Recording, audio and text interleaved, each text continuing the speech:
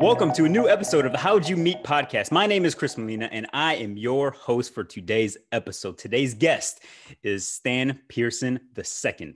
His wife's name is Cynthia. They've been married for 3.5 years. They've been together for 6 years, and they've been living together for 4 years. They have one kid and one late pet, Lola, the best dog ever. We were just talking about her. Their geographical location is Atlanta. And fun fact, they met at the club on a Sunday night. Stan Pearson, thank you for joining us today. And thanks for having me, Chris. Always a pleasure, man. Thanks for having me. Yeah, and I want to jump right in and ask the question that we always ask at the beginning of our episodes. How'd you guys meet? Yo, so it really sounds like something out of a movie, but it really was. It was a club, and I never, at the time, never really went out. A friend of mine was like, "Hey, we should go out." I go out, we're hanging out, and literally, I looked towards the door, like it was kind of opening up, and she was with her crew, typical girl crew, I guess. So 3 or 4. She was inside, and you were walking in. Or yeah, no, I was inside. I was kind of standing by the bar, like we were by the bar, just hanging. Yep. And they walked in, and it was funny because I was like, "Hey, man, you could talk to the other ones. That one right there, that's me." Like that's what I said. Yep. Like, yeah, you can do whatever you want. I'm going over there. You can do whatever you want. I'm here. I'm focused. Yeah, and that was when we kind of officially met. Like as soon as we kind of met, I'm like, "Hey, so," and we started talking then, and I bought her friend some drinks. We hung out at the bar, but I offered to buy her. I'm like, "Hey, you want anything to drink? A Coke, water?" I offered non-alcoholic beverages. But it was kind of to keep the friends around so that I could talk with her more. That was the beginning. That's where we officially met in the club, and we hung out all night. It was pretty cool. Yeah. So you're dropping gems for those of us out there that are not in relationships. If you want the lady to stick around or the gentleman, ensure that the crew sticks around with them. Got to listen, man. They're more important, in relatively speaking, more important than she is. Because even we've all seen, like, even if she had some interest, they're like, "We're leaving. Let's go right now." Like, you're done. You're done. So why not have some built-in advocates? Which one of her best friends was with her that night, who literally ended up being like just a real great sounding board for me as time passed. Yeah, and I've heard you speak a few times about your wife, and you generally do it in a very loving way. I love seeing that because the energy that you give is great. And so can you just describe to us a little bit about why, when you saw a group of women, you were like, "Nope, ooh, that one. I something about her."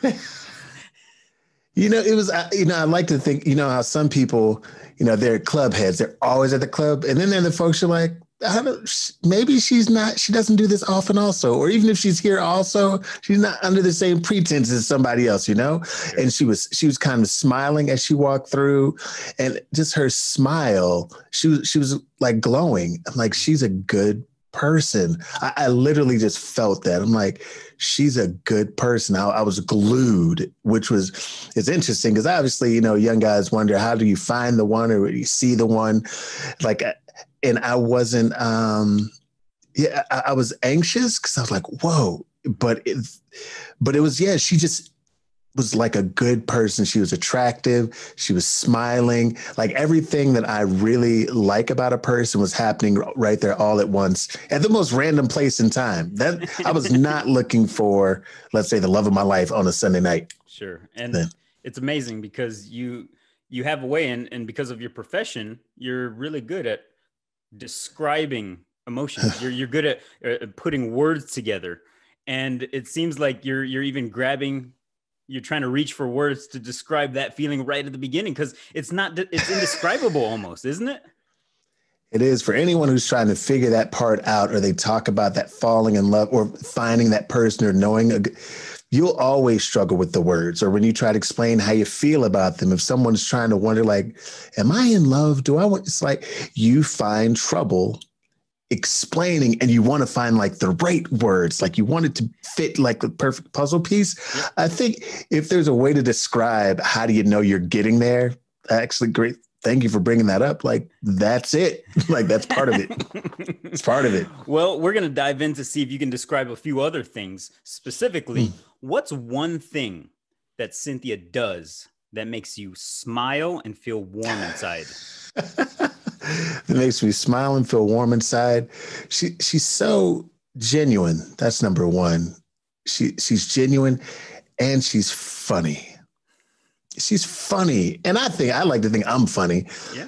But she's funny. And that just feels good. Like to be able to just laugh and be around someone that you enjoy being around, and especially during these times, whenever someone may be listening to this or watch, it's like we've been in a pandemic and quarantining and being around someone virtually 24/8. Yep. But I enjoy being around her. Yeah, because she's funny. And she always means well. Yeah. She always means well. Yeah, that kind of stuff just makes me smile and feel warm inside. Like, because my dad always talked about, finding or being with the right person and that feeling you'll get. And just as someone just always has your best interest at heart, even when you don't know it or feel it. Yep. That's it. So, at her core, she's a good person. Man, at the core, she loves hard. She just, she's amazing. She's amazing. And when I talk about like the right time, things happening at the right time, sometimes you're not ready for that person. Yeah. So then to be at a place in my life where it's like, yeah, this is not just what I want, but this is what I need. Like this is who I need. This is who I want to be quarantined with. Right. Yeah. It's funny. My dad say, the whole world be damned. I don't know if that's a bad word or not. If you and the person that you choose to spend your life with, if it were just you all and just your family or whatever, you should be more than happy. You should be okay. And lo and behold, I'm better. I'm okay. I'm better than okay. You got it. Yeah. Can you tell us about the proposal story? And I don't even know, is there a proposal story? Yeah, it kind of is, so it's funny because really briefly, I moved to LA before we were engaged. And we road tripped, like we drove together. She, again, supportive of, I wanted to improve my writing, my stand-up. I just wanted to be in a place where I could make more connections. So I was trying to be intentional. We drove from Atlanta in 3 days or whatever to Los Angeles. She dropped me off. And I found out later on, she thought that we would break up. I was there for over a year. Yeah, she thought it would be over. And that was just my soft way of letting that happen. But the whole time I'm going like, I need to make things better so that when I come back, whatever. So while there, towards the end of me living in LA, I began to think about how I was going to propose. So, talked to her, FaceTime with her dad, talked to her parents, and, got the ring, recorded, myself kind of getting the ring and thinking through it. And it was oddly enough on New Year's Eve. What? It was on New Year's Eve that is when we are recording this today. Right. It was on New Year's Eve. Hit her friends up, and one of her friends, was running a club, and they just wanted to hang out. So like, we'll be some place where we know people, where we're hanging out. Made sure some of my favorite people were there. Her favorite people were there, and I told the person. It's funny because I told the DJ, I'm like, hey, there's some radio personality. I'm like, if you can, like, let's just be quiet when all that, whatever, right? But I didn't tell them to do anything. Yeah. I just wanted to be quiet. So in the midst of this, whatever. Yep. Long story short, it was just a lot going on. I'm like, you know what? We're going outside. So have the ring. I just kind of grab her hand. I'm like, hey, let's go outside. Like, let's just go. Right. So we're kind of making our way through. We get outside. She doesn't know what's happening. The person on the mic is like, by the way, congratulations to Stan and Cynthia. I'm like, shut up. In my head, I'm like, shut up. But I just played like I didn't hear anything. She was like, what are they talking about? Anyway, so we go outside, and it was raining a little bit. And then I just, proposed, let her know, how I felt about her.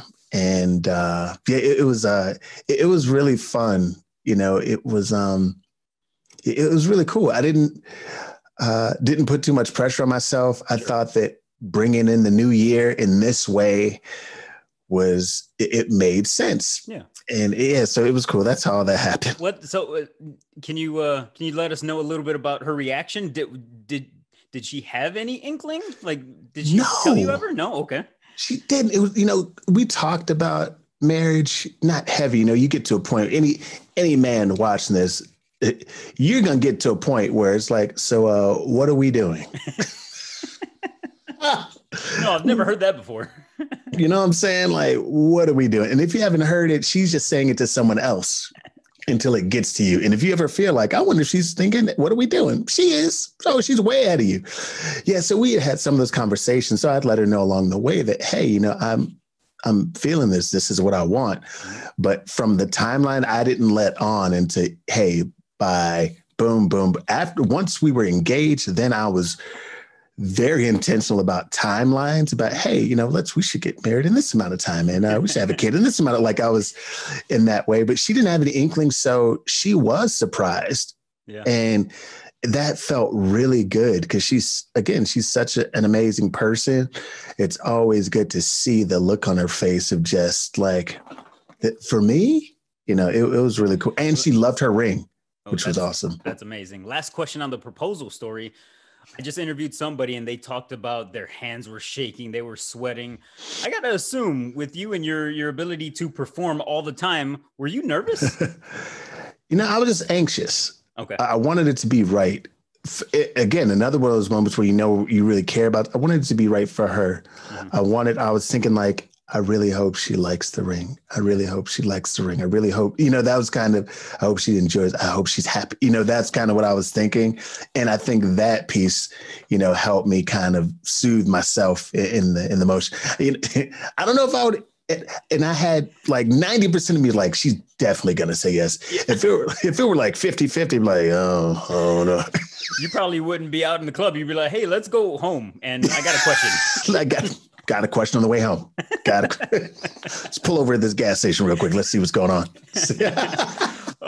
So you guys have been together for 6 years. I assume that there have been tons of dates. Can you think back and let me know what has been one of your favorite dates with your wife? Man, I almost got emotional when you asked that. It was our, I'm going to call it our last first date. Okay. And, we've been together, 6 years. We met, that club story happened right around 2008, 2007. Oh, wow. Yeah, that's more than 6 years ago. Yeah, for sure. And we met, enjoyed each other. We went on like a ton of coffee dates. Well, I won't say a ton, but we went on a couple of coffee dates, and it was just, the timing was off. Yeah. It was off for a number of reasons, and we kind of fell out of each other's lives. Yeah, and I think, again, I said this in our wedding vows, and that's pride is expensive. For me at least, I'll speak for myself. You play not games, but you don't say what you mean. You don't say what you want, and so then you leave it up to fate. Yeah, and and that can cost you. So in the midst of all our kind of like hangout dates, we never kissed. Mm-hmm. We barely held hands, but I would always see her best friend, referring to, I would always see her best friend either out and about or at the gym, like, hey, how's Cynthia doing? Yeah. And then when I got when I got brave, when I was, spent some time by myself and knew that like, yo, I'm not letting this happen again. Right. Yeah. I'm going to say what I want. I went to Old Faithful. I went to the Facebook. I hit her up on, we were friends on Facebook the whole time. Sure. I hit her up on Facebook and I was like, hey, can I take you out to dinner? And she's like, no, thank you. Like, right. That was her response. No, thank you. I was crushed. I mean, that is a polite way. It is I thought I was polite. She's even more polite in telling me no.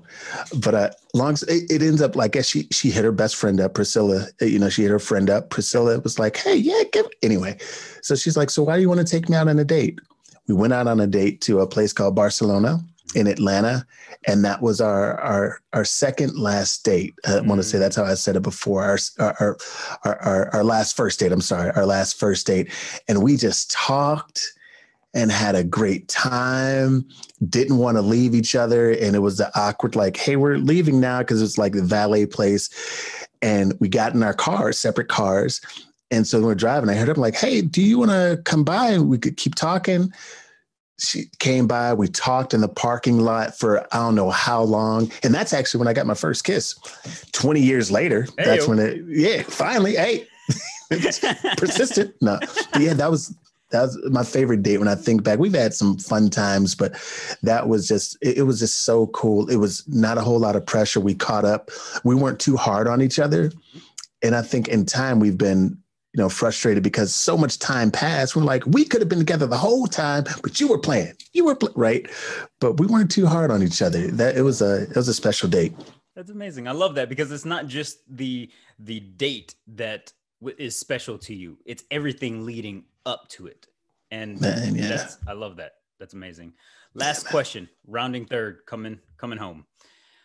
When you feel like doing something special for Cynthia to make her feel like you absolutely love her for whatever reason, what's that thing that you do?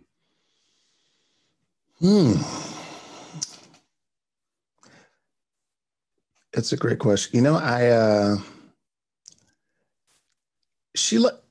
Words are important to her. Mm-hmm. That I know. So I try to be more transparent in how I feel about her. Mm-hmm. Like, I don't believe that I do that often as I should, or as often as I could. So when I get real intentional and in full disclosure, sometimes let's say I just happen to be sipping some wine or something, like I become like this. I got a picture of you with a giant chalice of red wine, just slurring around and just confidence out of you. I'm gonna say something to you. Man, when I feel like a little tipsy, I become this romantic and I'm getting better because you shouldn't have to, because I always express myself. But for me, in some of the most poetic ways, I'm like, this is how woman, do you know how?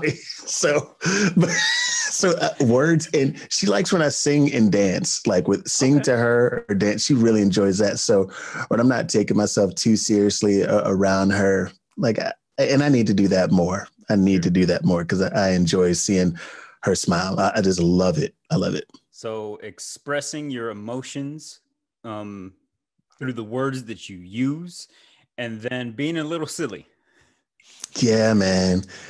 Yeah. She's like, Daddy singing? Like, obviously, no, she doesn't call me Daddy when Trey's around, just so we're clear. I don't give anybody too much of my personal business. But yeah, so like sing, she really likes it. So it's cool to know that. So yeah, that's what it is. That's awesome. Well, Stan P, I appreciated your time today. Thank you for giving us a small glimpse into your personal relationship with your bride. I really appreciated it today. So thank you. Man, I appreciate you, Chris. I appreciate this podcast and platform. Amazing. Thank you for having me.